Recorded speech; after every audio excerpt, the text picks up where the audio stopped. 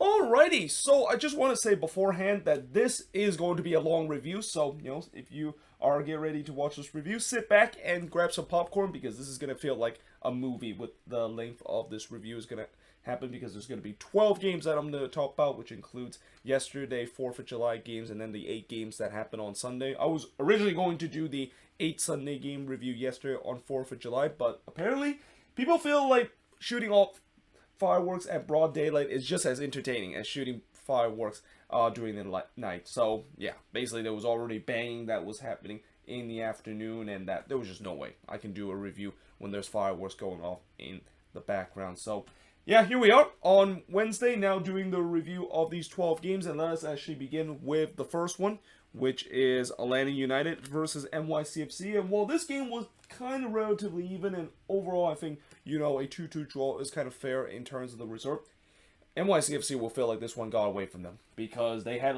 lately in this one, it looked like they were on point of getting their first ever win for their interim head coach Nick Cushing, and then Atlanta United did to get a draw out of this game. Now, early on, 3rd minute into this game, Morales tried to chip Rios Novos but missed high before Castellanos blasted high from close range. And, NYCFC, they were wasting no time early. They were trying to press early to get that lead. There was a shout for a handball in the box by NYCFC that was not given before Rodriguez puts it way wide on the curling shot.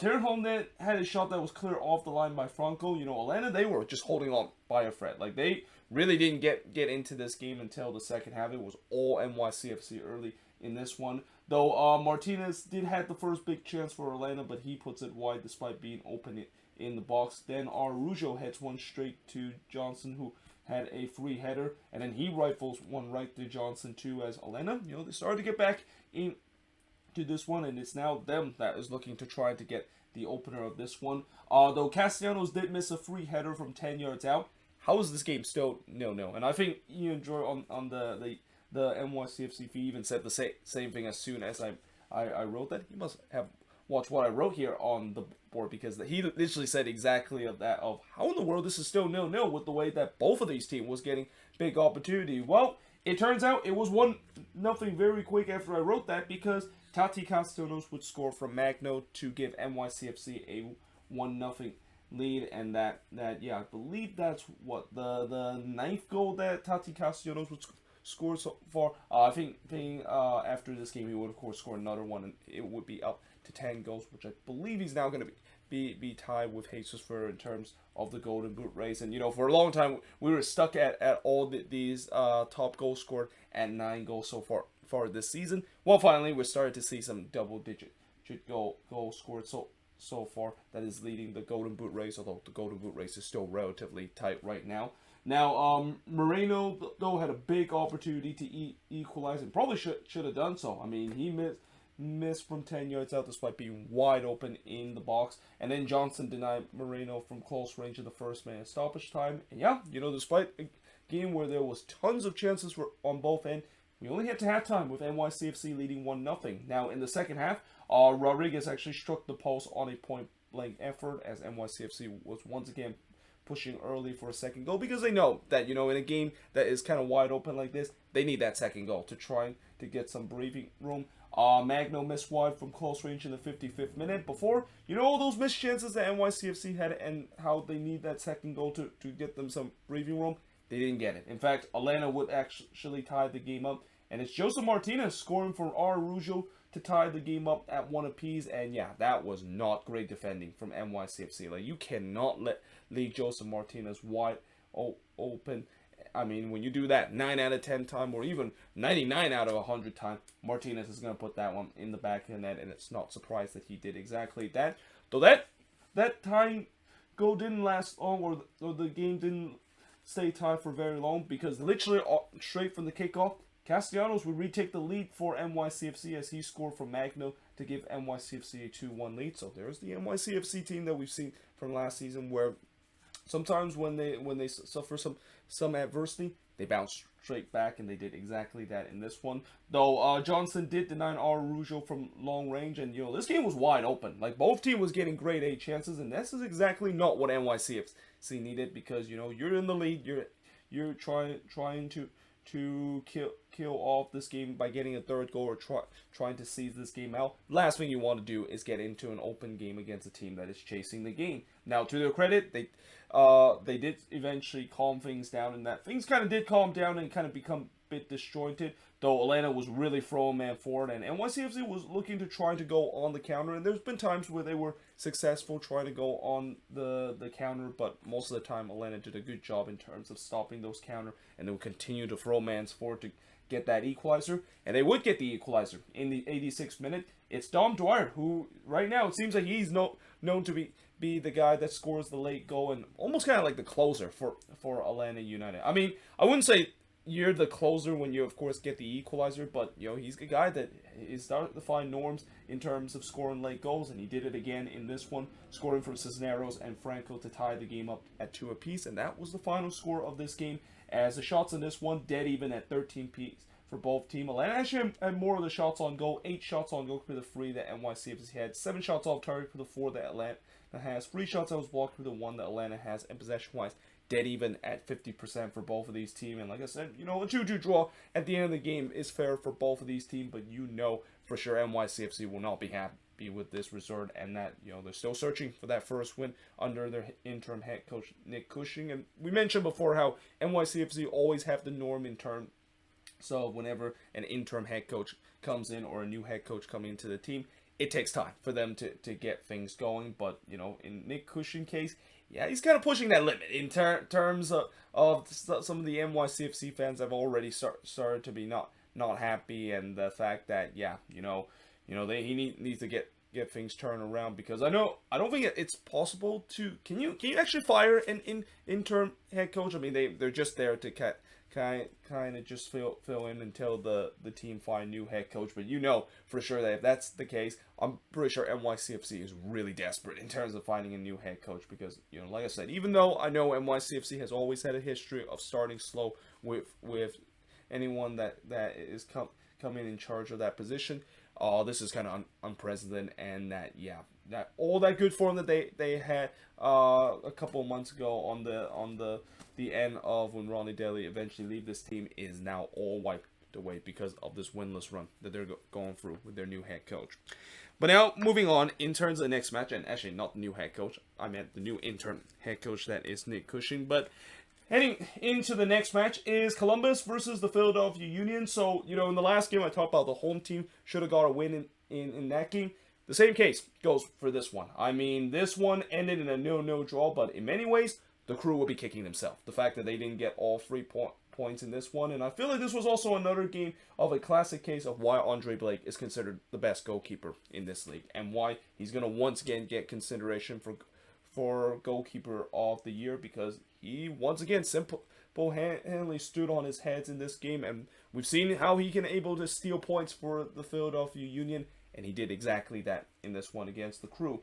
Though early on, the Crew was on the front foot early before Zarian did put a one-hopper straight to Blake, but then he had to deny Nagby from 19 yards out. Before in the 17th minute, a penalty was given to Columbus after Gazdak brought down Zazwatski in the box. I mean, I feel like that was kind of a soft penalty, and it's not surprised that when you see a soft penalty that is conceded, and that on the penalty when the team that of course won the penalty didn't convert it, I immediately wrote ball don't lie, because, you know, whenever there's a soft penalty and whenever there's a controversial penalty, you know the ball won't lie, and somehow there will be justice that was made, and it was definitely that case. But you gotta give credit to Blake here, make a big save on the penalty spot, denying Santos from the box. I mean, Andre Blake, we know that he's probably the best shot stopper right now in the league now that Matt Turner is no longer in MLS, but, you know, don't forget that he's also a very good penalty kick stopper too, and he made a great save here to deny Santos. So, you know, his penalty wasn't bad, but that was just Andre Blake reading it correctly and make a big save there. But like I said, the ball don't lie, because, you know, it was not really a penalty that, you know, or it's not a penalty that's gonna bring without controversy of how soft it was, and, you know, it's good that at least in the Union case, justice was made. Though in the 21st minute, Zarian blasted high, and despite the missed penalty, Columbus continued to push for the lead. Nagby puts it wide from close range before there was some pushing and shoving between both of these teams, as the tempers meter definitely gone up a little bit. Nagby then hits the side netting in the 39th minute, and despite all the chances that Columbus has had, we head to halftime scoreless between both of these teams. In the second half, it was pretty much the same. Zarian puts one right to Blake before Zarian actually did put the ball into the back of the net. And this is also where we get to another controversial moment where the goal was disallowed by VAR. Now, I didn't really watch the full game of this one, so I did kind of rely on the highlights on the league YouTube channel. And they didn't show exactly why that goal was disallowed by VAR. I mean, from what I heard, it seems like it might have been offside, but when I look on that play, there was no way in the world Lucas Arian was in an offside position. So it must have been on the attacking sequence, and also this is why sometimes when I watch some of these condensed highlights or some of these highlights from the league's YouTube channel, this is always a problem where sometimes they don't actually show what actually led to the VAR play, so I never know what happened and whether or not if that is the right call. Though again, I heard from a lot of people, especially from Crew fans, they're going to point out this play as the reason why they kind of got robbed in this one. And unfortunately, I don't really have any opinion because I still don't know what happened in that play.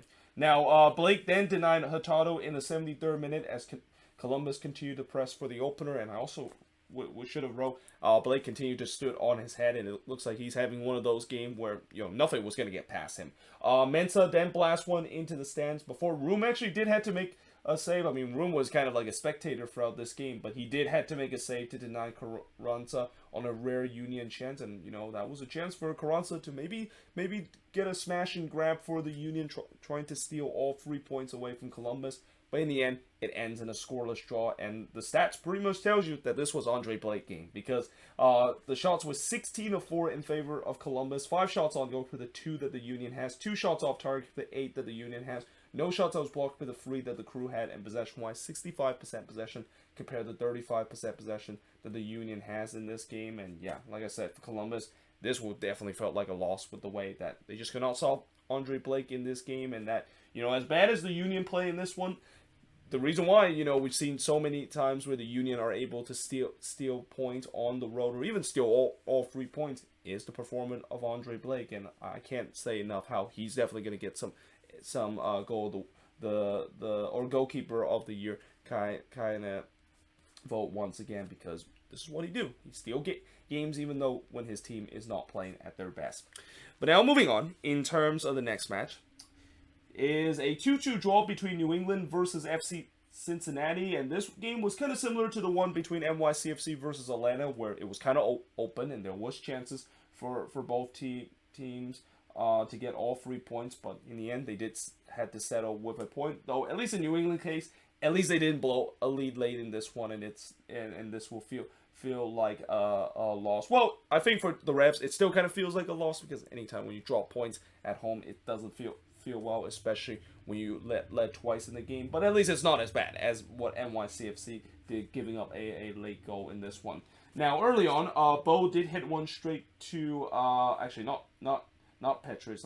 I'm sorry. Let me just kind of correct this. He did not actually hit it straight to his goalkeeper, but actually it was Salvatano that was going to right. All right.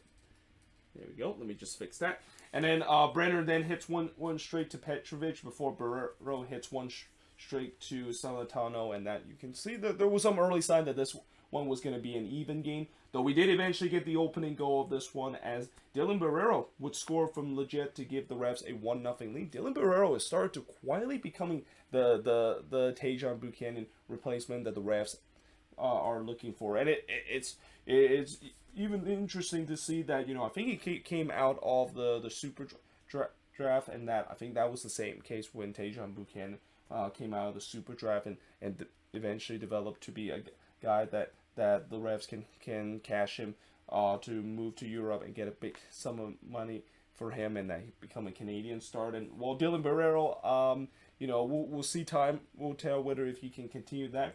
I mean, you got to give a lot of credit to the Revs, especially the fact that maybe I do take back of what I said before that the super draft is kind of meaningless, because we see more and more times, at least in the past couple of years, it feels like the super draft is starting to prove that it does still have that value, and that there's a lot of these guys that come out of the super draft that can turn into stars when they come into MLS. By then, blast one into the stands in the 33rd minute as New England has the momentum and we're looking for the second goal. But Cincinnati would tie it right on the stroke of halftime, and it's Vasquez scoring from Acosta there. Though I think they have changed this to an own goal by New England, and I don't. Let me just see here on my notes here if I actually put that, because I think I put it there. Oh no, I haven't put it there because I think they eventually ruled that as an own goal off of one of the refs there. I forgot who exactly it is. I mean, originally they scored it as a goal for Vasquez and Acosta, but when you look on the replay, it was really clear that it came off of one of the refs player on the corner. But nevertheless, it was a great development, or well, not great development play, but more like great service from the corner from Lucho Acosta. We know that he can bend one, especially from the corner, and the Cincinnati, to their credit, and at least for Vasquez at that time, he was there to get to it. But like I said, it looks like the last touch came off of the refs player, and that one is going to go down an own goal instead of what originally was going to be Vasquez. I believe his 10th goal this season in MLS. But yeah, that ties the game up at 1 apiece as we head into the second half. And in the second half, Bo had another opportunity, and that he actually had a back heel shot that goes straight to Salatano. Like, if that one went in, then that would definitely be considered a goal of the weekend, because you don't not see a lot of back heel goal a lot in MLS, and Bo almost pulled off a spectacular goal there. But nevertheless, 2 minutes later, he would get on the score sheet as he scored here from Boateng and Torres to retake the lead for the Revs, and then he tried to go for a second goal, but is blocked away crucially by Murphy. And originally, if Murphy didn't block that, I think Salatano would have got to it, but Murphy actually got there before the goalkeeper. But nevertheless, a big block there from Ian Murphy to prevent that one from going into the back of the net. The Revs were definitely pushing for the third goal. Salatano would deny heel on the free kick before Petrovic, with a Turner-esque moment after saving almost an own goal from the Revs, and then robbing being Vasquez, who tried to score on the rebound. And you got to say, Vasquez will feel like he should have done it. And, we talked about many times Brandon Vasquez, and there's some conversation that he could be on the national team. That's one of those moments that if you want to be on the national team and you want to be on that plane to Qatar in November, you have to put that one away. But, you have to give a lot of credit to Petrovic too. I mean, that was just an incredible double save, and that it's safe to say that, I know it's still early days, but Georgi Petrovic is starting to be a wealthy replacement for Matt Turner, and that I think Revs will miss Matt Turner. Well, they will miss him of all the good things that he's done with the Revs, but they won't miss him in terms of the fact that there's going to be a drop of quality in the goalkeeping position, because it feels like Petrovic in his early times with the Revs have really shown that he's almost have the same quality as Matt Turner. Though in the 73rd minute, and despite that incredible moment that the Revs of course made and their goalkeeper made, it was all for naught, because in the 73rd minute, Cincinnati would score again, and who else but Brenner scoring from Acosta and Cruz. I mean, Brenner is just playing the best soccer in his life right now, especially with FC Cincinnati, and look how the classic example of what happened when a number 9 finally break his curse and now able to go on a rampage, and that exactly is the case, because once Brenner finally was able to score his first goal a couple of games ago, you just had a feeling that this was maybe his time to finally break out, and he has definitely done that in these last couple of games, getting on the score sheet again. Though, that being said, this was a goal that probably shouldn't have happened if it wasn't for a WTF turnover from Damian Rivera. Like, he literally just gave this one away in the middle of the park, and when you do that, yeah, you are basically asking to give up a goal, and that exactly is what happened with Cincinnati capitalizing on that mistake. Madunian then just missed high from 17 yards out, as the momentum was now with Cincinnati. Like, they were looking to try to get all 3 points on the road, but nevertheless, it did end in a 2-2 draw on this one. As the shots in this one, 17 shots compared to 12 that Cincinnati has, 7 shots on goal compared to 3 that FC Cincinnati has, 6 shots off target compared to 3 that Cincinnati has, 4 shots out of block compared to 6 that Cincinnati has, and possession-wise, 55% possession compared to 45% possession that Cincinnati has in this game. And like I said, even though when you look at how this game plays out, I think both teams will feel like it's fair to to split the points in this one, New England will be disappointed because they led twice in this game, and especially the second goal that they conceded was just a mistake on their end. Yeah, those self-inflicted mistake that caused them to give up the lead is always going to be ones that is more painful than when the opposition might score an absolute golazo or work well in terms of building up on the attack. But moving on, in terms of the next match, is Sporting KC versus the New York Red Bulls, and we finally get to talk about a team that actually got all 3 points, because the first 3 games to start in terms of the Sunday action did end in a draw, but in this one, it's the Red Bulls able to get themselves back in the winning ways on the road by getting a 1-0 win against Sporting KC. And if you want to see a smash and grab kind of victory in place on the road, this was a perfect example of it, because the Red Bulls really gone to Sporting KC and got a smash and grab kind of victory. And that for Sporting KC, I've talked about home teams so far are very frustrated that they couldn't take away their opportunity and they had to settle for a draw. Well, for Sporting KC, they'll be even more frustrated because they would actually end up not even getting a single point in this one and just continue to add the misery of this season for Sporting KC. Now, in the first half, Hernandez did put one just high on the free kick before he did the same thing in the 12th minute. But this time it was actually deflected off the wall, and it looked like, whenever it deflects off the wall, especially when it deflects kind of at the top of the wall, sometimes it can take that weird deflection and it can trouble the goalkeeper. And that was kind of one of the cases, kind of caught Cornell by surprise, but fortunately that one just bounced over the top side of the netting. Showery then blasted high from close range, as Sporting KC, they was pressing early for that lead, though Cornell did deny Russell from close range before Showery hits one right to Cornell in the 22nd minute. Again, it was all Sporting KC early in this game, but as we've seen so far with a lot of these home teams, they have had trouble in terms of finishing their chances. Though in the 44th minute, Cornell would be able to deny Russell there, and that Cornell was kind of also channeling his Andre Blake in this one, making some big save in this one to keep his team in this game and eventually lock down all 3 points. And again, despite boatloads of chances and the fact that the shots, I didn't know exactly how many shots did, but I'm pretty sure it was overly in favor of Sporting KC. They were not doing very well in terms of finishing, and that's exactly why this game would head to 0-0 heading into the second half. Now, in the second half, Barlow had the Red Bulls' first chance of the game, but he missed high because, that's always the case with Tom Barlow in terms of his career with the Red Bulls. But on the other end, Cornell would deny Russell again in the 51st minute. I mean, Johnny Russell must have nightmares about Carlos Cornell after this game and in his sleep after this one too, because there was so many times he had big opportunity, but Cornell just kind of stonewalled him every single time. Melia then denied Luquinez from long range in the 52nd minute, but then in the 53rd minute, Aaron Long would score from Morgan to give the Red Bulls a 1-0 lead. And while this was a lovely ball that was delivered into the box, which Long was able to put it into the back net, you got to question the defending there from Sporting KC, especially the fact that Long literally had a free header in the back post. And when you had a free header in the back post like that, you got to question in terms of who in the world was marking Long there, because whoever was marking Long not only did not do a good job, but clearly lost his marker there. And yeah, just like that, the Red Bulls were up 1-0, despite the fact that they didn't really have a lot of chances up to that point, and they wouldn't have a lot of chances either after this, because Sporting KC would then start a push to try to get the equalizer. Hernandez blast one into the stands before that chance of getting the equalizer for Sporting KC kind of increased, because there was a straight red for Sean Nealis after he intentionally handballed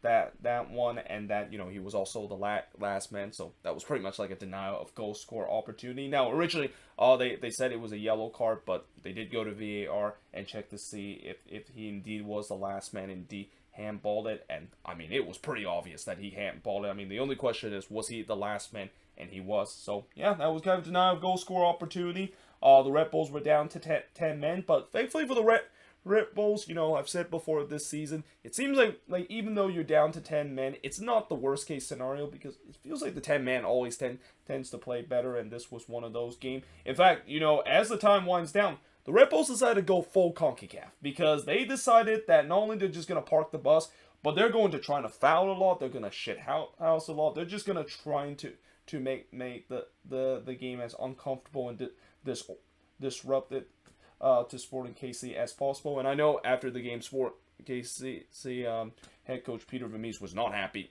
about that. But hey, that's how it is. I mean, when you're facing a team that clearly is trying to hold on, you know that they're not going to make it easy on them. And, you got to credit the Red Bulls. They did exactly what they needed to do. I mean, you can't say that when you are the losing team that you're basically going to not do the same situation if you're in that winning position. And that for a long time, I've always defended the teams in terms of just kind of maybe shithouse and trying to time waste a little bit late in the game, because hey, you need to find ways to kind of seize the game off, and even if it's kind of shithouse a little bit or trying to disrupt the rhythm that's not going to be pretty. If it effective, then it works perfectly, and it was effective for the Red Bulls because there was just no rhythm to the game.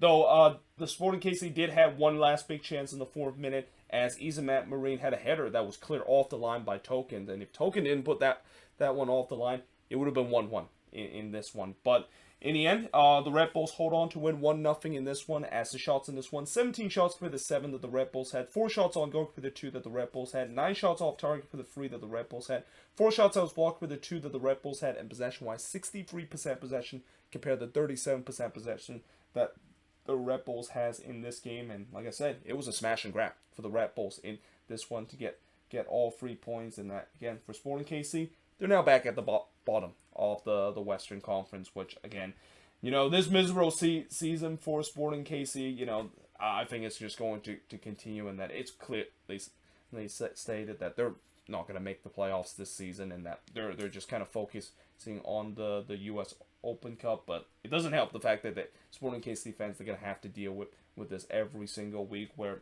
I think if Sporting KC was on form, they would have won this one, but because of how bad they've looked at this season, and there's times where they have had their struggle in terms of finishing chances at home, this is the result that they, of course, got.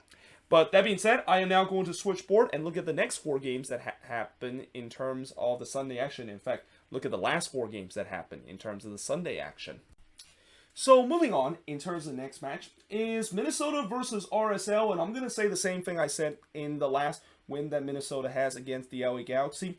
This team just does not make it easy to get victory. Like, I was actually full big time in this one after just 70 minutes of play where the Loons were up 3-0, and I thought this was going to be an easy game. And then, yeah, they try their best to once again blow in this one. And what's even worse in this one is that, unlike in the game against the Galaxy where they gave up a very late goal and that they just need to hold on like 2 or 3 minutes in stoppage time and to get the win, they had to do this for 15 minutes, and my goodness, there were multiple times in the last 15 minutes I thought they were going to go for Minnesota, and I thought for sure that they were going to blow the game. And is it safe to say that they tried to do rogue heave mode at home, and it almost cost them once again?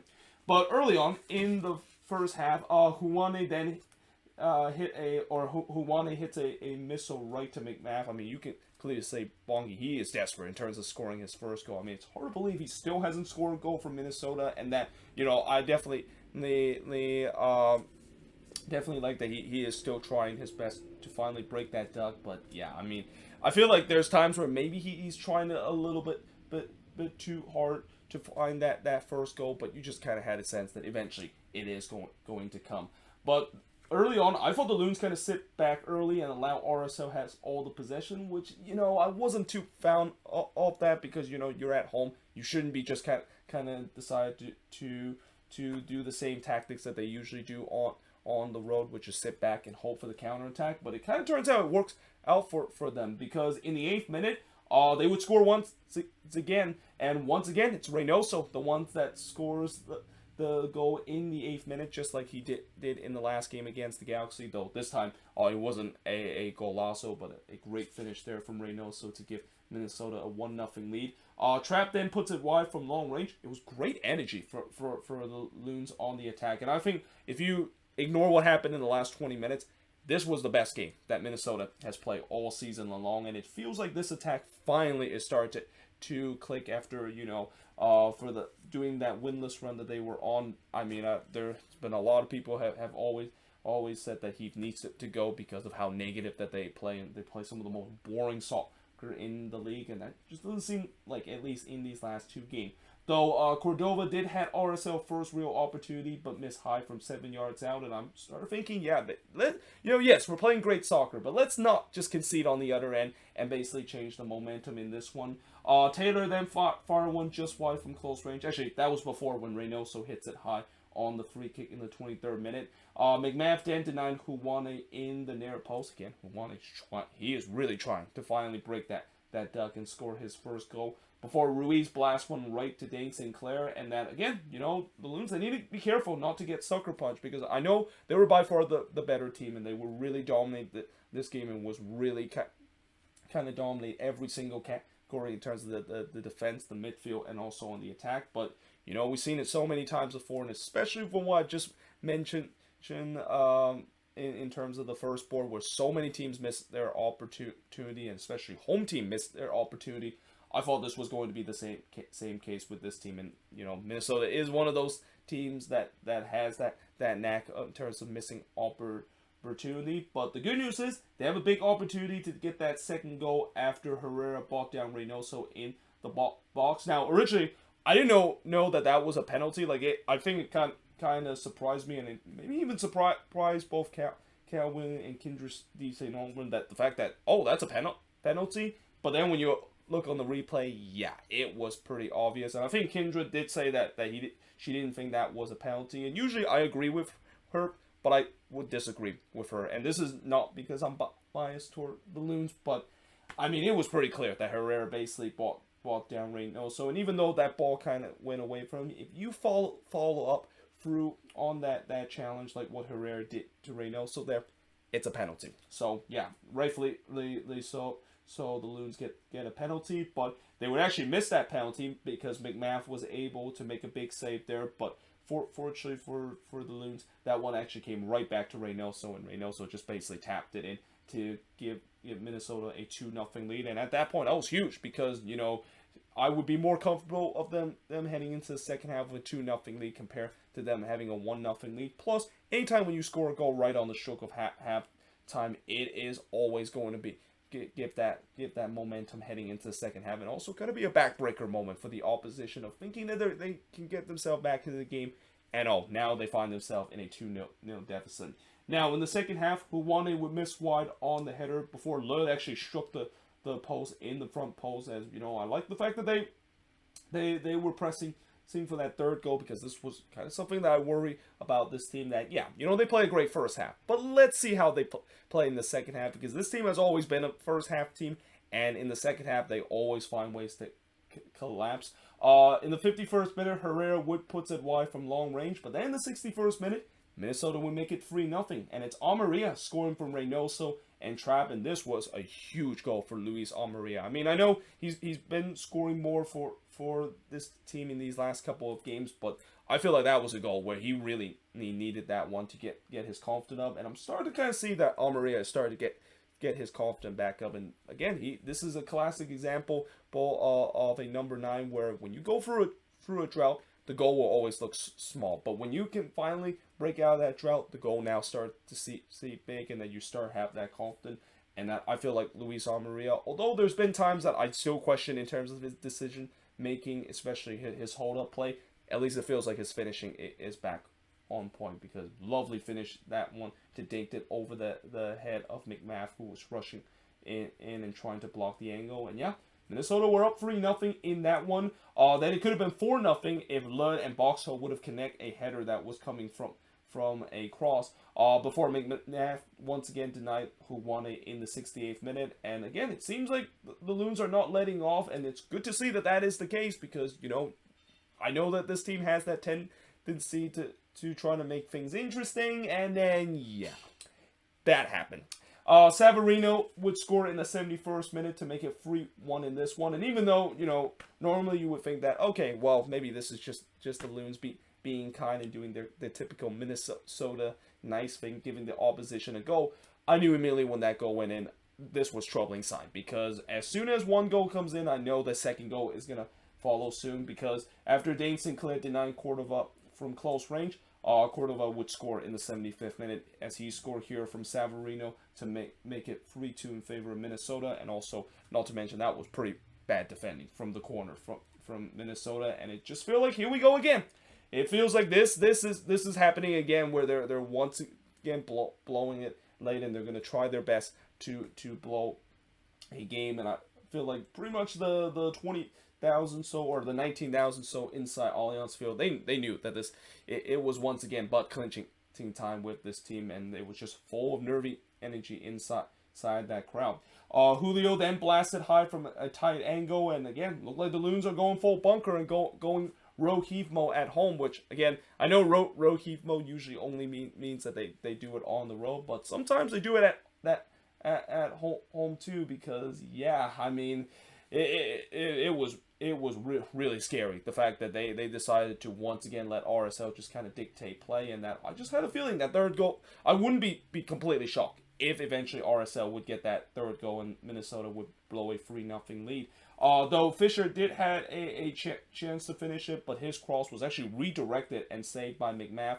And then there was no red card that was given to Holt, despite the fact that VAR deemed that Holt elbow toward Reynoso head is not worthy of a red card. And what I just said, that pretty much tells you the story that was a clear blown call. I mean, I don't know, how is this not a red card? Like I've said many times before, how it's kind of frustrating thing in terms of the league trying to implement this rule where, you know, if you decided to put a hands in the face of the opponent, or if you intentionally elbow someone, like what we saw in the last game when Douglas Costa elbow Rosales, and that was correctly given a red card. So if that's the case, and this is basically the same thing with Holt decided to elbow Reynoso in the head, how is this not a red card? And yeah, I mean, this, you know, in the end, this didn't really matter, but still, this is kind of the thing that kind of frustrates me in this league sometimes.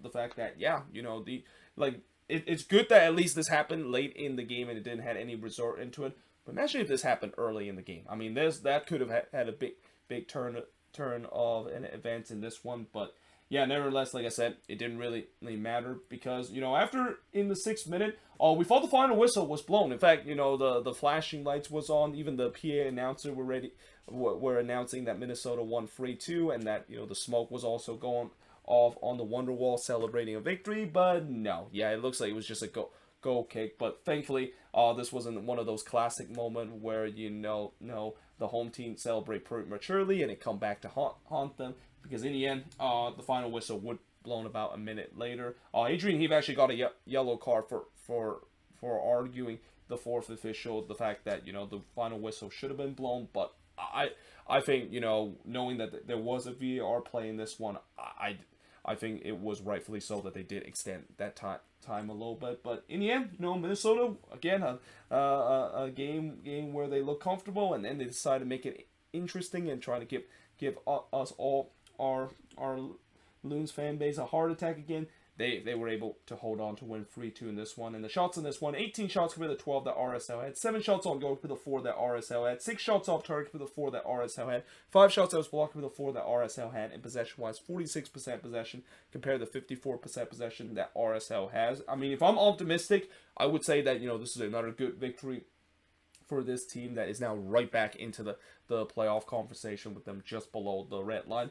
But if I'm pessimistic, I would say that, yeah, they can't keep doing this. Like, I've seen this happen so many times, and while there's times where they've been able to get away with it, there's too many times they didn't get away with it, like those resort against New England and Miami on the road. And that, yeah, I'm just really hope that eventually in the future Heath kind of figure things out, which probably that's not going to be the case, because knowing the fact that if we have a similar situation like this, and especially if this team goes on the road, you know, Adrian Heath is going to try to go rogue Heath mode again to protect a lead and try to squeeze out all 3 points. But yeah, moving on in terms of the next match is Houston and Charlotte, and they did it.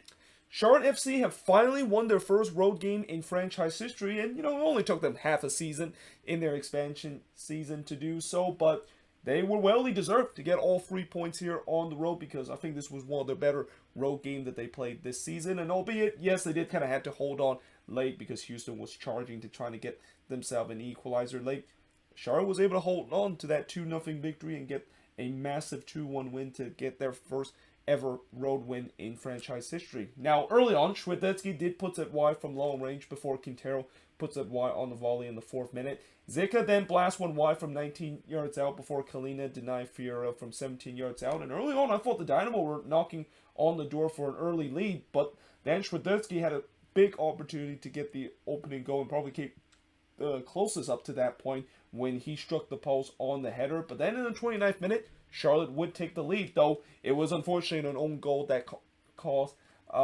Houston to go 1-0 down here. And, anytime when an own goal happened, it is kind of unfortunate, and that was the case in this case with Mateus Vera putting it into his own net.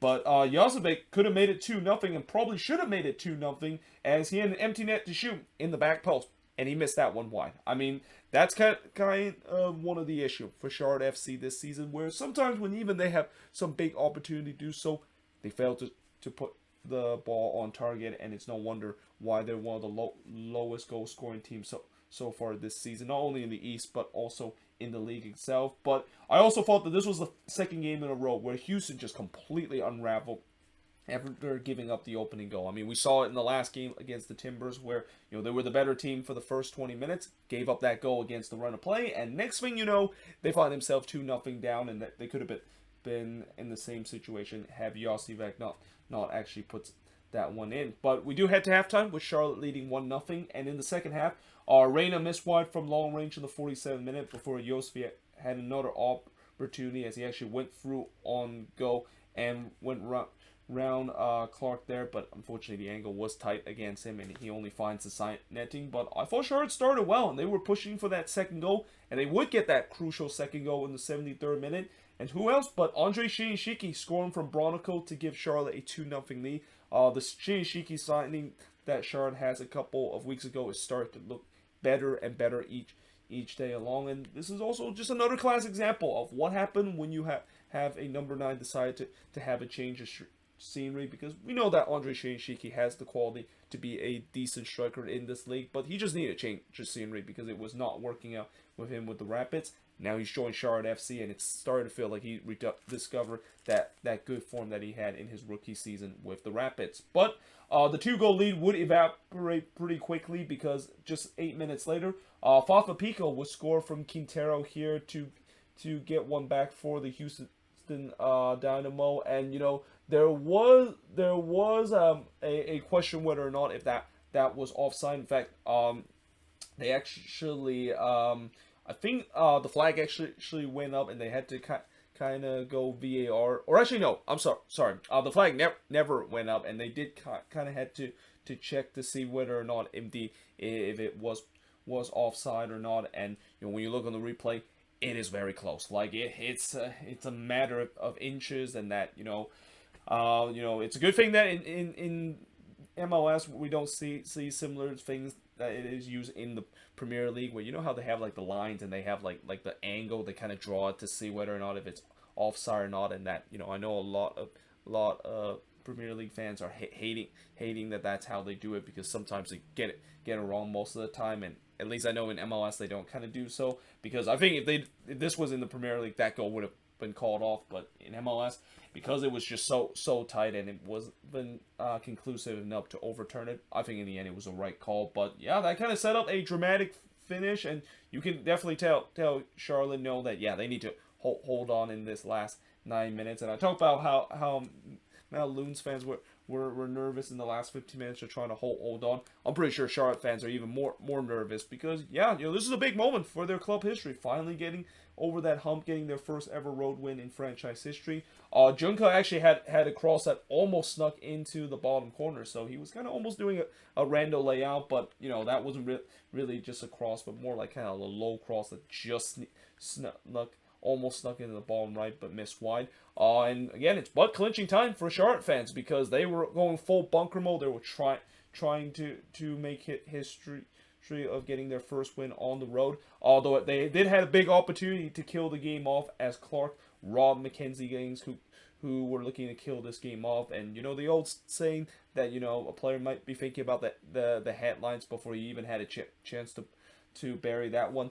that was the same case for Mackenzie Gaines. I mean, he was already thinking about the headlines of how he was going to be the one to put the dagger and secure the first ever win for Charlotte FC. And then, yeah, just a lack of composure. Though you got to also give credit to Steve Clark. Very good save there to rob Gaines there on a 1v1. And then Quintero hit one right to Kalina on the free kick. I mean, that was pretty much the last chance for the Dynamo to get themselves a draw. But in the end, like I said, it's history made in Houston as Charlotte finally getting their first road win in franchise history. And the shots in this one, 19 shots committed, 11 that Houston had, 4 shots on goal for the 3 that the Dynamo has, 8 shots off target for the 4 that the Dynamo has, 4 shots that was blocked for the 2 that Charlotte has, and possession-wise, 59% possession compared to 41% possession that Charlotte FC has in this game. And like I said, they deserve to get 3 points in this one, because for part of this game, especially near the end of the first half and in the second half, they were the better team. And it's good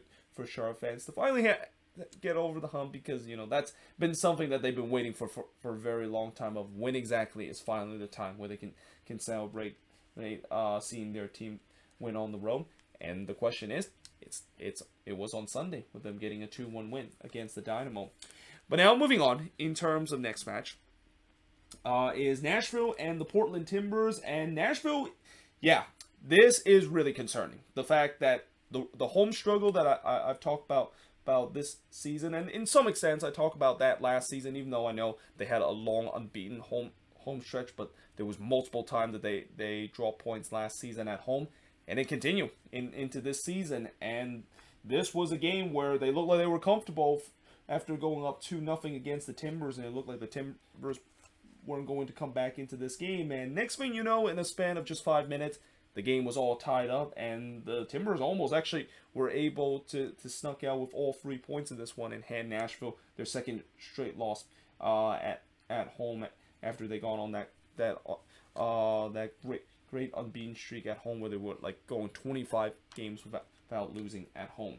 Now, early on, just 12 seconds into this game, Bingham had to make a save to deny Mukhtar in the near post. I mean, we almost saw the fastest goal ever in MLS. In fact, I still don't know what's the fastest goal ever scored in MLS, but this probably came close to being so, because that only took 12 seconds for Nashville to get their opening goal in this one. I also thought that, and also, by the way, because of that chances was so quick, I didn't even get a chance to write that the pitch looked much better at Geodis Park. And again, whatever the grounds crew did in these previous week or so, they definitely fixed that turf, because it is still mind-boggling, the fact that that stadium just opened last month, and the fact that they're already having some turf problem. Yeah, something tells me that they did not do a good job in terms of fixing that aspect, because you shouldn't have a stadium that is only a month old and already is having some turf problems. Now, there was a lot of possession early for Nashville, as the Timbers were just happy to sit back and counter, also known as they're trying to go with their bread and butter, which is a team that likes to sit back, go on a low and mid block, and trying to counter on the other end, as we've seen them done so successful in previous season. Moreno then puts it wide from close range, but then in the 18th minute, Nashville would take the lead, and it's Sean Davis scoring his first goal in 5 years here from layout to give Nashville a 1-0 lead. And while it was a great goal from Sean Davis, and probably one that you could say that could be in contention for goal of the week, it was not great closing down for the Timbers. Like, if you allow a player, even with the likes of Sean Davis, who has, as I mentioned, he hasn't scored a goal in 5 years and rarely score goals, he's going to take that opportunity, and he basically put that one in a perfect stop, top bin there, and give Nashville a 1-0 lead after 18 minutes. Now, on the other end, Bravo tried to equalize, but he blasted wide from long range before Asprilla fired one wide from 22 yards out. Sapon hit a one-hopper then to Bingham, as the game started to be wide open, with both of the team kind of counter against each other. And I guess that's also another thing that I should have mentioned in the preview, where when you have two teams that love to counter against each other, yeah, expect to have a very exciting game, because when both teams like to counter each other, it means that it's probably going to be a track meet where both of these teams love to go fast on the attack, and we kind of saw it early in this one. Though in the 39th minute, Panico with probably one of the biggest saves we've seen this season, as he absolutely robbed Moreno from point-blank effort here. I mean, Panico was already kind of scrambling toward his goal, and the fact that he was able to get himself back and make that incredible save from Moreno, absolutely robbery that was from the Nashville netminder. And yeah, that keeps the game at 1-0, and that would be the scoreline heading into the second half. And that turns out to be big, at least at that point, because in the 57th minute, Mukhtar would score from Hawkinson to give Nashville a 2-0 lead, because you know that Hany Mukhtar is going to score a goal for Nashville. Like, he is really started to look like the MVP Mukhtar that we saw last season after getting a slow start to this year. And when there is an MVP Hany Mukhtar on this Nashville team, yeah, this team is going to be very dangerous going forward on the attack. Though that 2-goal lead were quickly in jeopardized, because in the 62nd minute, a penalty was given to the Portland Timbers after Panico brought down Nishgoda after giving the ball straight to him. So I talked about the great save that Elliot Panico has against the Timbers. Well, he basically made a classic 0-0 moment where, yeah, he just basically gave that one straight to Nishgoda, and that, you know, if he didn't bring down Nishgoda in the box, Nishgoda was just going to tap that one in. But nevertheless, Spria did put away the penalty to tie the game, or no, to give one back for the Timbers, and it wouldn't take long before they would tie the game up, as Nishgoda would score from Williamson to tie the game up at 2 apiece. I mean, that was vintage Eric Williamson there. Perfect ball play to Nishgoda there, and Nishgoda is another player that I mentioned. He started to get going after a slow start to the season, and it's definitely great news for the Timbers, the fact that they finally found a number 9 that can score the goals, because for this season, that's been a big question mark for this team. And then fast forward the first minute of stoppage time, Lorea almost steal all 3 points for the Timbers in this one, but he struck the post from long range, and yeah, in the end, it ends in a 2-2 draw in this one, as the shots in this one, 16 shots for the 13 that Nashville has, 9 shots on goal for the 5 that the Timbers had, 6 shots off target for the 2 that Nashville has, 5 shots that was blocked for the 2 that Nashville has, and possession-wise, 47% possession compared to 53% possession that the Timbers has in this game. And, you know, like I said, in a game that I said in the preview is a desperation derby, even though neither of these teams were able to get that desperate win, I think the Timbers will no doubt be the more happier side, because, you know, for Nashville, they had a 2-0 lead in this game, but because they made some mistake, and especially during that 5-minute period, they had to settle for a draw. And that, yeah, I mean, I think the other thing that is kind of alarming for Nashville so far this season is that they're giving up a lot of leads this season. I mentioned before that this used to be one of the team that does well in terms of keeping their lead, because you know that this Nashville team, once they take the lead, you know they're going to go with that low block that, you know, I've always mentioned that it's one of the hardest, if not the hardest, low block to trying to break down. But this season, you know, while they're still doing relatively well in the defensive department, it's not as good as what we've seen in the last 2 years. And yeah, you know, these goals that they give up kind of speaks itself. And yeah, and it's another draw at home, and that they're still only stuck at 2 wins at home this season at Gio despite the fact that I think they've already played their 6 or 7 games so far at home. And when you only win 2 games out of your 6 at home, yeah, that's not a great recipe to try to make it to the playoffs, even if Nashville have a relatively good road record this season. But now moving on, in terms of the next match, is the Quakes versus the Chicago Fire, in a game that was almost a wooden spoon derby if the Fire didn't just win last week. And, you know, as I said before, even, like, you know, I know it's not the wooden spoon derby, but let's just pretend it is the case, because neither of these teams are doing good this season. But even when you have 2 bad teams going against each other, it doesn't always mean that it's going to be boring. And this was anything but a boring game in this one. In fact, we saw probably one of the most Quakes goal that was scored in this one, and probably one of the goals that kind of explain why both of these teams suck this season. But in the first half, just one minute into this one, there was a shout for the penalty for the Quakes that was not given, and I believe it was Boasey that the one that was brought down. I mean, you know, there was definitely some contact there, but I think in the end they got it right with the way that it wasn't a penalty. By the way, the shadow and the sun was absolutely brutal on the broadcast, and this is why I don't like when games are taking place late in the afternoon and especially early in the evening, because the shadows and the sun was going to be a huge issue. And that, yeah, it was a big issue in the beginning of the game, because I just could not see the other side because of how how that sun was just blazing on the other end, and also the shadow doesn't help its cause. Then in the 12th minute, Shaqiri tried to score an Olympico, and he actually struck the post there. And I thought Jordan Shaqiri had a good game in this one, which is kind of also questionable of why exactly did he get subbed off in the second half in this one. I mean, as a Quakes fan, I'm glad that he kind of got subbed off because he was definitely having fun against an optional defensive team this season that is known as the San Jose Earthquakes backline. But yeah, he actually almost scored an Olympic code there, but struck the post in the 12th minute. Before in the 13th minute, the first shot for the Quakes came as Espinoza put one wide from long range, and the Quakes, it was a slow start for them in this game. I mean, they really didn't get into this one until later on, and I think early on, neither of these teams really done well in the final third. It was kind of a bit of a boring first half, even though I know I said this game was anything but boring. If you watch the first 20 minutes, that of course what was the case, but as we've seen so many times in an MLS game, sometimes you're going to have these games where it start off slow, but eventually things picks up and the chances would came, and boy did the chances came, because in the 22nd minute, Mark Sinkowski would rob Navarro, who was through on goal there, before Mueller hits one wide in the 24th minute, and the Fire was starting to gain some momentum, and the Quakes, again, they're struggling defending on the flank there, and I thought it was a matter of time before they concede a goal. But then I also just realized this is a Chicago Fire. They, this is a team that is probably the most cursed team in terms of finishing, and probably the worst team in terms of finishing this season. So in some way, as much as I know the Fire was getting back into this game, I was not really that worried the fact that they were going to be friend, because I just had a feeling that they were going to find a way to screw it up, or Mark Sinkowski would once again bail this team out. Though on the other end, Slonina did deny Ibovasi from close range in the 32nd minute before Gregush flashed one wide, and the Quakes, they finally started to get into this game after a slow start. Gregush then had another opportunity in the 43rd minute, but it blasted high from long range, and we head to halftime, scoreless between these two teams. But heading into the second half, just 3 minutes in, here it is.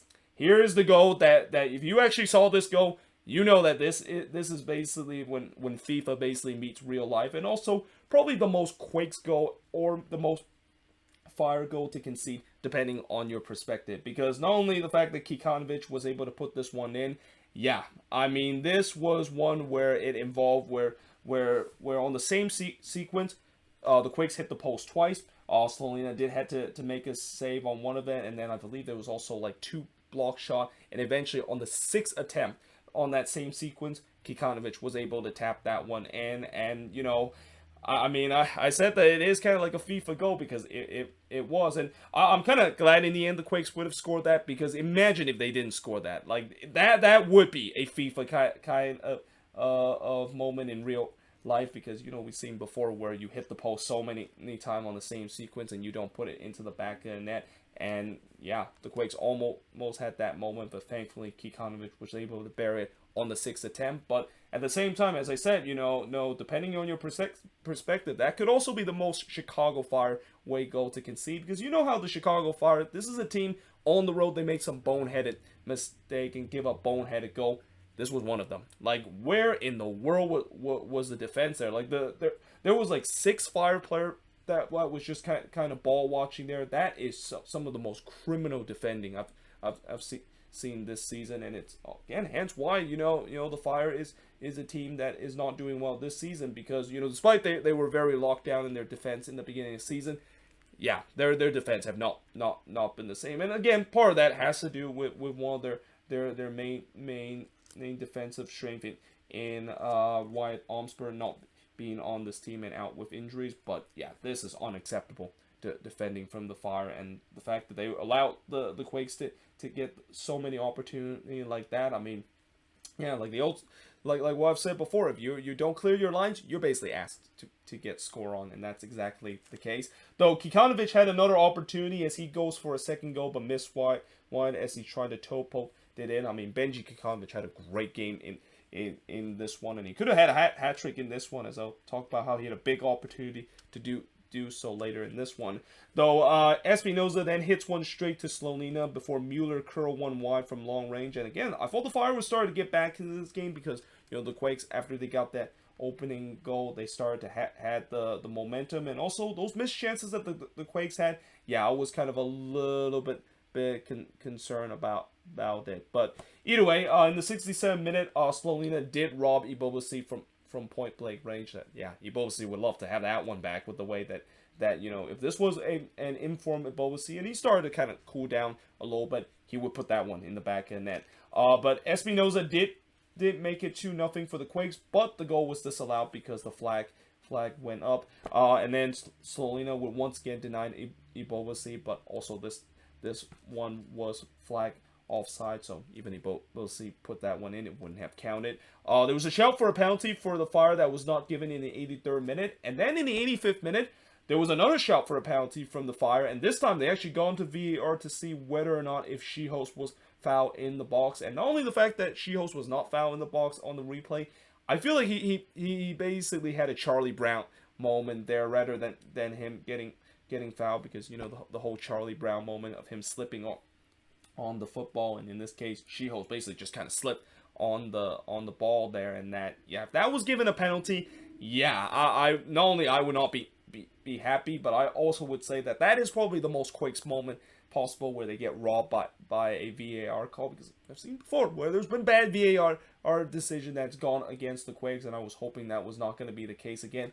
Thankfully, it wasn't. I mean, that would have been probably one of the most egregious penalty I've seen that is being called. But nevertheless, it was no penalty, and that kind of also changed the momentum a little bit, because the Quakes would kill the game off. I mean, like I said, I was really hoping they eventually get that second goal. This is one of the things that this team sometimes struggled this season, not getting that second goal to kill the game off. But they did in the 87th minute, as Kikanovic basically calls it game from Montreal to make it 2-0. And then he had a chance to go for a hat-trick in the first minute of stoppage time, but the post denied him there. Though in the 5th minute of stoppage time, Gutierrez did get one back for the Fire as he scored from Duran to make it 2-1 in favor of the Quakes. But by then it was more of a consolation goal. Though definitely a great moment for Brian Gutierrez, who I think he definitely deserve a goal this season, because he's been working very hard, and at times he's been one of the best attackers for the Fire this season. But yeah, in the end, the Quakes were able to win 2-1 in this one, and the shots in this one, there was a lot of chances, like 22 shots compared to 18 that the Fire has. It was 40 shots combined for both of these teams in the game. 8 shots on goal compared to 6 that the Fire has. 9 shots off target compared to 6 that the Fire has. 6 shots that was blocked compared to 5 that the Quakes had. And possession-wise, 56% possession compared to 44% possession that the Fire has in this game. And yeah, for the Quakes, great to see them get themselves back on the winning column after they gone winless doing this mini 3-game road trip that they had last week, but doing this last month. But yeah, it's great to see them back winning at home, and now they just can figure out their road form a little bit. I mean, I still try not to think that they have hopes of making the playoffs, because like I said many times, I don't think this team is gonna make it to the playoffs. But if there's one thing that I will give credit to them, is that they are fighting hard under the manager Alex Carvalho, even though I thought maybe that good vibe, and also the new head coach or new interim head coach boost was gone. It doesn't seem like that was the case with them getting the 3 points, though. Again, it is against a team that I expect them to win, against a Fire team that, yeah, I mean, there's a reason why they're dead last right now in the Eastern Conference. I mean, this has just been a season that it's been a very Chicago Fire kind of season, and I just feel bad for Fire fans, the fact that you just as you thought that maybe things were going to change and they were heading into a new era, they're still stuck in the same situation that's been doomed them for the past decade, which is mediocrity and belong in the bottom part of the standings. But that being said, I am now going to switch the board one more time and actually now look at the 4th of July game that happened yesterday. So now we're going to talk about the 4th of July game that happened yesterday, and I did mention in the preview that some of these 4th of July game, I expect there's going to be some firework show, and boy did we had some in some of these games, including the one that I'm about to talk about, which is Orlando City versus DC United. And this game might have just gave the game between NYCFC versus FC Cincinnati that happened on Wednesday a run for its money in terms of the best game of the season, because this game was absolutely nuts. There was crazy momentum swing, and also defense decided that, I know it's the 4th of July, and I know people want to have an off day to spend time for its family, and that it feels like defense decided they're going to do that too, because there was no defense that was played in most part of this game, and hence that's why we end up getting an 8-goal thriller between both of these teams. Now, early on, Estrada missed a free header from close range before Juan hits one straight to Romo, and I think early signs already tell that this was going to be a firework kind of start. Like, literally, this game was nonstop throughout the 90 minutes. Like, you usually see some games that are crazy, that maybe it's like the second half or even in the first half that is just crazy.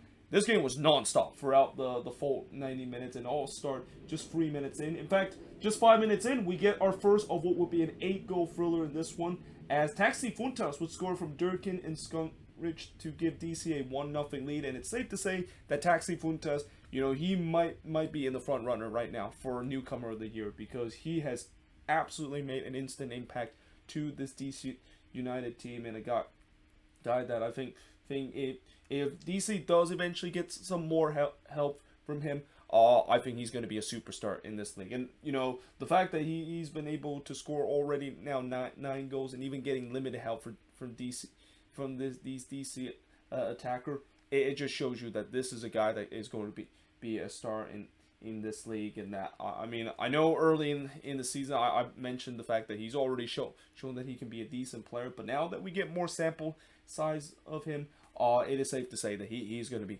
be a guy that, again, he's probably going to win the newcomer of the year. But if you continue the pace that he's on, maybe there could be a shout for an MVP. I mean, I know MVP usually are won by players that is on winning team, and DC is not one of them. But the performance that Taxi Fuentes has been done since he arrived from DC is just absolutely insane. I mean, these numbers that he has, we haven't seen that since probably Chicho Arango came to LAFC of last season. And speaking of which, the Taxi would arrive again just 3 minutes later, as he would score again from Estrada and Pines to make it 2-0 in favor of DC United. And I also wrote, defense decided to celebrate the 4th of July instead of actually doing their job, because that was just horrendous defending from Orlando City, and that DC was able to take advantage of it, give them a 2-0 lead. Cara then puts it just wide from close range in the 15th minute, as Orlando was trying to push to get one back.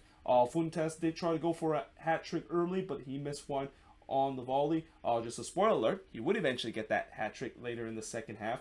But in the 21st minute, Romo would deny Urso from 12 yards out. Romo had another good game in this one. I think it's safe to say that maybe DC should just stick with Romo. I mean, I know he did give up 3 goals in this one, but none of them really was his fault, because what he has done with DC during his time in terms of in placing for the injured Bill Hamid, he has definitely done very well, and make his case that he could be the starting goalkeeper for DC in the future.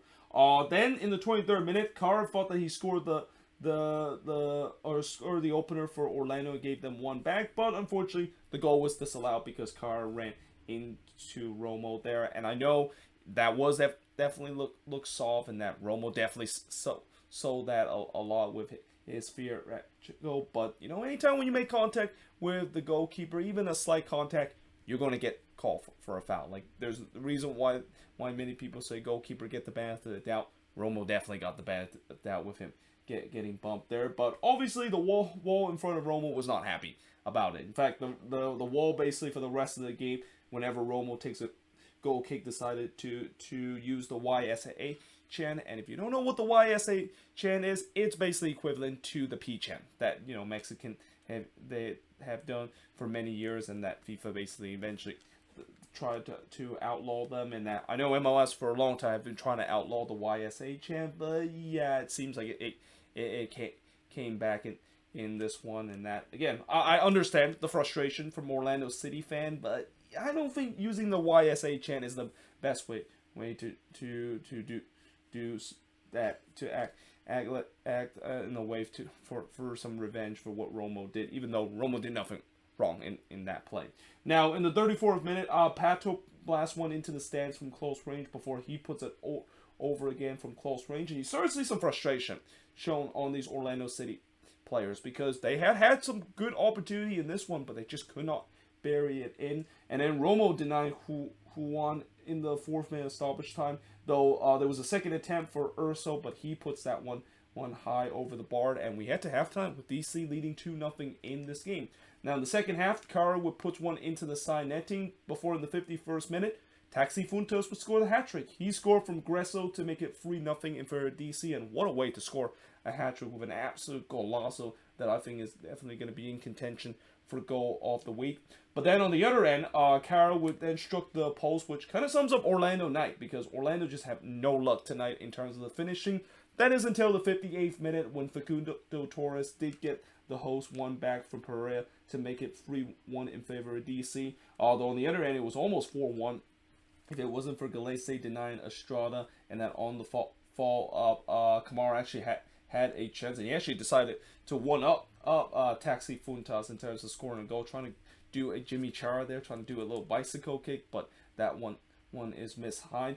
But then in the 65th minute, Kara would score from Pereira to make it 3-2 in favor of DC. I mean, it shouldn't be surprised that Kara eventually got a goal, because he was trying really hard to get a goal in this one, and he eventually did. And now all of a sudden it was 3-2, and not only was game on, it's like, is DC going to try to go full Minnesota and basically decide to blow a 3-0 lead? Or actually, I wouldn't say try to go full Minnesota, but more like full Cincinnati, with the way that Cincinnati did blow a 3-0 lead just last week on Wednesday. And it looked like it was the case in the 68th minute if it wasn't for Romo denying Kara in the near post. Again, I know Romo gave up 3 goals, but he had an incredible game in this one, and he maybe is the reason why DC were only able to give up 3 goals because of the chances that Orlando was having. And then just as you thought that Orlando has all the momentum, and if you're a DC fan, you knew that eventually that third goal was coming. Smith would score his first goal from Rich to give DC a 4-2 lead, and I said it's his first career MLS goal, but also an absolute momentum killer. Like, at that point, it was all Orlando. They were pushing to get that third goal, and I don't think anyone would be surprised eventually they would get that third goal to equalize, but that one just made it 4-2, and I thought that really killed the momentum for Orlando City. But little did we know, just 4 minutes later, Orlando would get themselves back into the game because there was a penalty that was given to Orlando after Heinz Ike handballed it into the box, which Pato was able to put it away, and all of a sudden it was 4-3 in this game. And just as you thought that this game is already out of control and we already have MLS after dark moments, it continued. In the 83rd minute, Romo would deny Janssen but gets a second crack of it, but he scuffed that one on the rebound before Akindele had a shot that was blocked in the 84th minute, and in the 85th minute, Romo would deny Kara from close range, and it's just all out attack from Orlando. Like, it was wave after wave of pressure, and that not only was all hands on deck for DC, but you just wonder, if you're a DC fans, I think they might be passing out by the end of this game, because the amount of pressure and the amount of hold your breath moment, if you're a DC fan, I wouldn't be surprised that they would be out of breath with how crazy these last 10 minutes is. But to their credit, eventually they did limit the chances, and to even their credit too, they actually would restore that 2-goal lead late in the game, as Roberta would basically call it game here to score the 5th goal for DC to make it 5-3 in this game, though this was just an absolute gift from Joe. So, I mean, this was just, he just literally gave the ball right to Roberta, who said, "Thank you very much, I'm just going to put this one in," and yeah, that pretty much killed the game off and secured all 3 points for DC and getting their first road win in 4 months. As in the end, like I said, in a crazy 8-goal thriller, DC able to walk away with a 5-3 victory. And the shots in this one, 18 shots compared to the 9 that DC had, 7 shots on goal for the 6 that DC had, 7 shots on target compared to 3 that DC had, 4 shots that was blocked compared to none that DC had, and possession-wise, 73% possession compared to 27% possession that DC has in this game. Again, just a wild game, this one, but for DC, they will definitely be happy to get themselves back onto the winning column. And for Orlando, inconsistency continue. I mean, I don't think it should be surprising anybody, the fact that in the last game they got that big win against Nashville, but you knew that they were gonna probably due for a loss, and yeah, they definitely they lost this one. Though I will say that you got to give credit to them. They did fight hard for most of the game, and it's hard to believe and despite how crazy this game is, Orlando never tied this one. DC actually led the whole way throughout this one, but just the way that you saw how this game is, and with all the momentum swing you've been easily mistaken that Orlando might have taken a lead or even got themselves the tying goal. But credit to DC, they hold on in the end and get a massive victory that they desperately needed because of some of the bad run of form that they've been in the last couple of games. But now moving on, in terms of the next match, is the Rapids versus Austin FC. So this was another game that featured a lot of goal. Not as much as this one, but this one did feature a 5-goal thriller. Though this was one where it looked like early on the Rapids were going to run away with this one. Like, it looked like the Rapids with a 2-0 lead early on. It seems like they're going to get all 3 points and bounce back after losing for the first time at home in 20-so matches against Nashville SC. And then the script basically flipped. But early on, as I said, the Rapids were on the front foot, but they were kind of lacking in terms of that final third. Boubacar did have a chance in the 14th minute, but he heads one just wide. Though, just 5 minutes later, he would score from Acosta to give the Rapids a 1-0 lead, and not long after, it would be 2-0 in favor of the hosts, as Jonathan Lewis would score from Rubio and Rosenberry to make it 2-0 in favor of the Rapids. I mean, that is a much-needed goal for Jonathan Lewis, who has really struggled this season for the Colorado Rapids. But then there was some tempers flare between both of these teams, and it kind of all started when Ring accidentally stepped on Rubio. And yeah, I mean, it shouldn't be a big surprise when that happened. You knew Rubio is going to react. I mean, Rubio has always been known as a hothead, so I don't think it should be surprised to anyone when Alex Ring kind of accidentally stepped on him that Rubio was definitely not appreciative of that, and he immediately started some pushing and shoving between both of these teams. But nevertheless, in the 29th minute, Austin would get one back as Ethan Finley would score from Gallagher to get one back for Austin, though it was not great defending from Colorado. And throughout this game, Colorado was very poor in the defensive front, which is supposed to be one of their strength on this team, especially last season. But there was no doubt that the momentum has switched to Austin. In fact, this goal really kind of switched the momentum right to Austin, at least for the most part of this game. Ring hit one straight to Yarbrough in the 37th minute. By the way, I'm just kind of surprised that Yarbrough is able to get himself back into the starting 11 because, you know, in the last game he did suffer what looked like a concussion, and now he's thrust right back in, which, you know, it's great to see that he was okay, but it's also kind of questionable. Like, yeah, when you have a goalkeeper that clearly looked like he suffered a concussion, you probably shouldn't rush him right back into the game in the very next one. But I guess maybe the Rapids feel like he's ready to go, so he started in net in this one. Acosta then rifled one wide from long range in the 40th minute, but then on the stroke of halftime, Jerussi would score from Gallagher and Keller to tie the game up at 2 apiece, and that would be the scoreline heading into the second half. And you just kind of feel like, yeah, Austin not only has the momentum, but you wouldn't bet that the fact that they're going to go ahead to get that third goal. And it looked like they got that third goal early in the second half when Urruti puts it into the back of the net, but the goal was disallowed because VAR deemed that Jerussi handballed that one on the attacking sequence. And I gotta say, this was a controversial one because, I mean, it's very hard to see whether or not if Jerussi did actually handball it. I mean, maybe VAR got a better angle, but from some of the angles I've seen from the Rapids feed, yeah, I don't think that was conclusive enough to overturn it. But nevertheless, it was overturned, and the app think that it wasn't overturned because they would count the goal that Urruti scored, and it would say on the app it's 3-2 in favor of Austin, which kind of confused me because, wait, I thought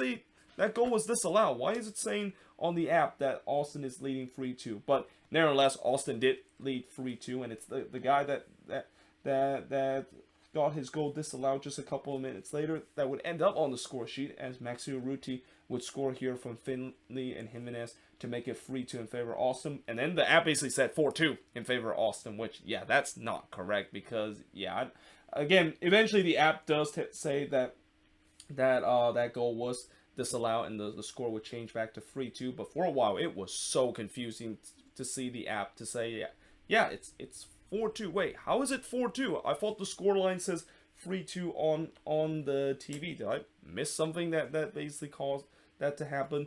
But nevertheless, it was actually almost 3-3 in the 67th minute, and probably should have been if Barrios didn't take a weak effort right to Stuver from close range. I mean, he absolutely whiffed that one from close range before Urruti tried to score his second goal, but he heads one wide. Boubacar then heads one that was off the post in the 73rd minute, and it looks like we're in for another frantic ending for this game, because you can see that the Rapids were trying to push to get that third goal while Austin was pushing to try to get the fourth.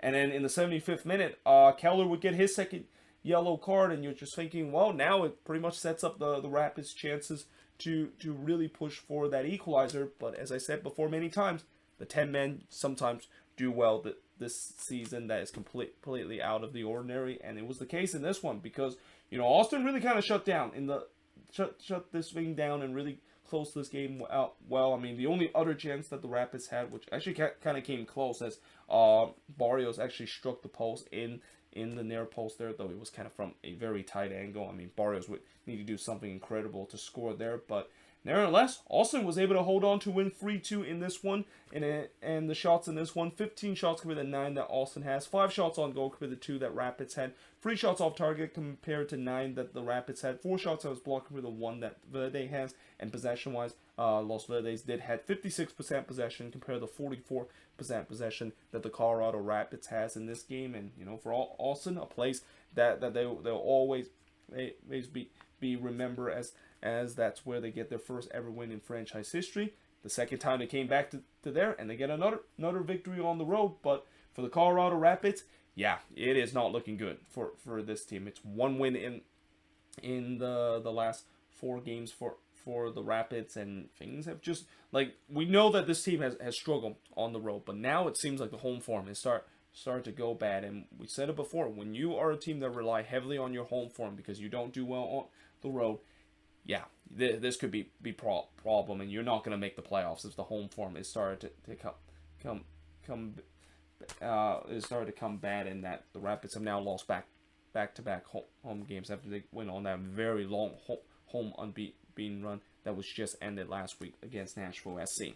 But now moving on in terms of the next match, and speaking of a team that is struggling at home, that's the case for FC Dallas. I mean, this is now 3 games without a win for Dallas at home, and it's also 1 win in the last 6 games for Dallas, as the wheels have really started to come off after a promising start to this team. Though it looked like they were in for a bounce back win against Miami, and then they blew it late in this one to have to settle for a point. Though early on, McVay did have a shot that was actually deflected off of Lassiter, and when you have a shot that was deflected, and even if it's off your own teammate, it can go anywhere. But fortunately for Dallas, that one came right to Martin Paz before Hedges had a header that goes high, and it was a very even start to this game as both teams was getting some good chances. And again, maybe a hint that this could be another crazy game between both of them. It didn't actually turn out that way, though. Velasco had a chance in the 12th minute, and he hits one straight to counter, but he would actually get on the score sheet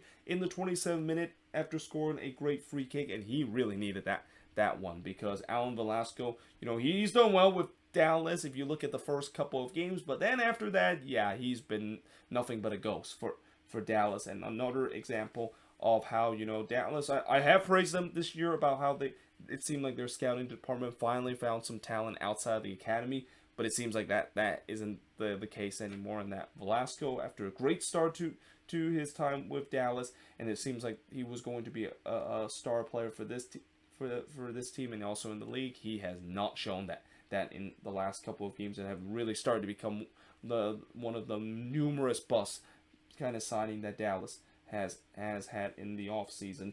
But nevertheless, even he did score a great free kick here, and as I said, that gave Dallas a 1-0 lead as we head to halftime. Now, the second half, the chances would come thick and fast for both teams. First, Paz was able to deny Rodriguez from a tight angle, before on the other end, Nissan Balin puts it just wide from long range, and then Taylor hits one straight to Paz in the 57th minute, before on the other end, Rodriguez took a swing and a miss as he was trying to stab it in, and then Arriola actually went through on goal, and Arriola was pretty quiet for most part of this game up to that point, and he had a golden opportunity to score here, but he puts that one high. And again, this game really started to come alive. Both teams was getting some chances. Saylor would then hit one high in the 63rd minute before Paz would deny McVay from close range, and then counter once again denying Arriola, who went through on goal in this one. And if this was a confident Paul Arriola, which he's kind of also started to struggle in these last couple of games too, he would have definitely buried that one. But nevertheless, as the time winds down, it looked like Dallas was going to walk away with a 1-0 victory. And then in the 88th minute, Miami equalized. It's Campana that equalized for Miami because, of course, it's Leo Campana, the one that equalized for Miami. They're their most important player on this team. Though I think all credit has to go to Robert Taylor here, even though he didn't get on the assist chart because I think his pullback was deflected off of one of the Dallas players, so therefore he didn't credit the assist. But, you know, if there is a chance to give him the assist, I would absolutely give him, because what a run this was. What a great, brilliant effort there from Robert Taylor, who, you know, this is another guy that come out of the draft pick in MLS, and that, again, it's another reason for me to kind of take back of what I said, that how the super draft are kind of useless.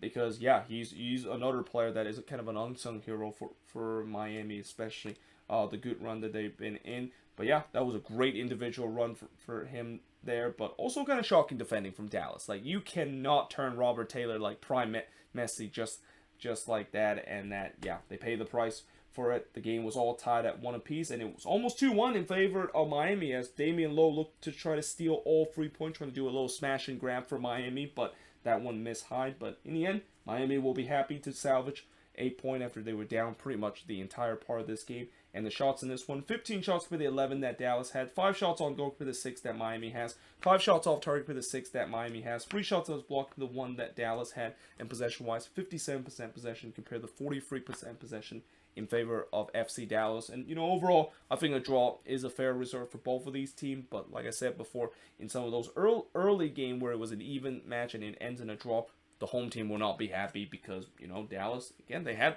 the lead for pretty much all part of this game, and then they just let one slip. And that, yeah, this team, the wheel has really started to come off. And, you know, I think the wheels kind of come off because the goals have started to dry it up for this team, and none of their attackers are really scoring at a great pace like they were early this season.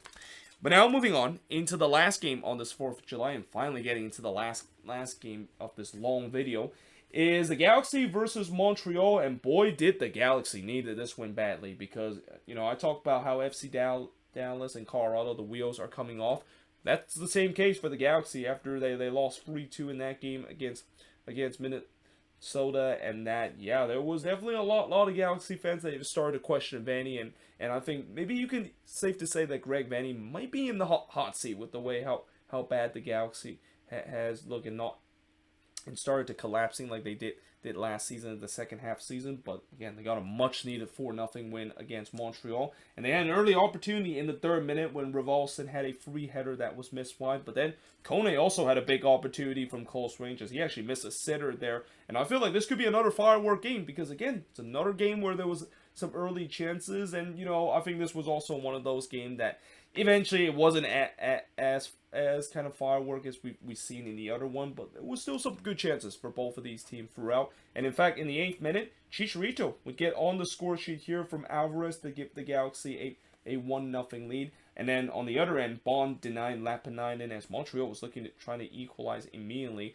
Grandsir then missed an empty net in the back post in the 13 minutes, so he's definitely want to have that one back. Before Wanyama actually struck one that was actually saved by Bond, but Bond did give up a juicy rebound, and Montreal had a chance to tap it in, but they couldn't do so. But then in the 3rd minute of stoppage time, a penalty was given to the Galaxy as VAR deemed that Waterman handballed that one in the box, which Joveljic, of course, was able to put away the penalty to make it 2-0 in favor of the Galaxy. And then Wanyama hits one wide from close range in the 7th minute. And yeah, we head to halftime with the Galaxy leading 2-0. And how many times I've said before, goals right on the stroke of halftime is an absolute killer. And you just feel like for Montreal, knowing the fact that they had their chances and, you know, they were down 1-0, you might think that they might have a chance in the second half, but now down 2-0, that mountain started to become steep. Because in the second half, it was almost 3-0 if it wasn't for Breza saving an own goal that Johnston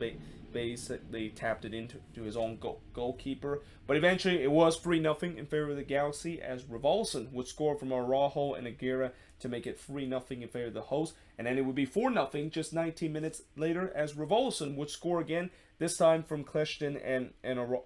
And this was just beautiful team goal from the Galaxy. And this is the one that I think Galaxy fans are really hoping this team can do, because they have the talent to do so on the attack, and it's just such a well-worked team goal there to give the Galaxy a 4-0 lead, and it was almost 5-0 as Revolson was trying to join the hat-trick club that Taxi Fuentes was on this week, but he missed wide there in the 85th minute. But nevertheless, the Galaxy with a big 4-0 win against Montreal, and the shots in this one, 14 shots for the 11 that Montreal has, 4 shots on goal for the 3 that Montreal has, 8 shots off target for the 6 that Montreal has. Both teams had 2 shots that was blocked, and possession-wise, 38% possession compared to 62% possession that Montreal has in this game. And, overall, I think, the 4-0 score line is a little bit flattening, because I think the Galaxy really didn't get this one into fifth gear until the second half, where Montreal was they had their chances and could have made this game interesting. But how many times we've seen before, when you don't take your chances, especially on the road, and the other team does it, that's the scoreline that you usually see. So yeah, tough loss for Montreal, and kind of definitely had a let off after that big win against Seattle. But for the Galaxy, they needed this one badly because of how bad things have gone and how the wheels have really come off in these last couple of weeks. Like they were on verge of potentially dropping below the red line if they didn't win this one. In fact, they actually did drop below the red line after Minnesota, of course, got. Well, actually no, they were still above the red line, but I think they would have been tied on point with Minnesota there. But now they're back above the red line with I believe a 2-point lead over Minnesota, and they need to keep getting wins, because there's a team behind them that is breathing down the neck, and this is definitely not a time for them to start being inconsistent. But there you have it. That is pretty much it for the review of all of these games. Like I said, it's been a long review. It's been almost 90 minutes. If you made it this far, thank you for your support, and make sure you let me know in the comments. Well, what do you think of this video and all the games that has happened during the 4th of July and also on Sunday? But until then, hope you guys enjoyed this video. If you do, make sure you guys do like, smash the subscribe button, and yeah, I of course will see you guys next time.